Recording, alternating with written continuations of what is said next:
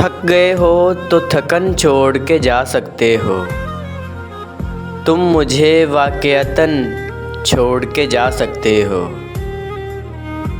हम दरख्तों को कहाँ आता है हिजरत करना। तुम परिंदे हो वतन छोड़ के जा सकते हो। तुमसे बातों में कुछ इस दर्जा मगन होता हूँ, मुझको बातों में मगन छोड़ के जा सकते हो।